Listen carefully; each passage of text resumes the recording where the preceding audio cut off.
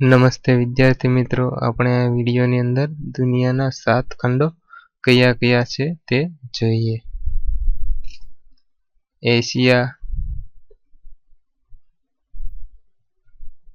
Europe, Africa, Australia, ઉત્તર America, દક્ષિણ America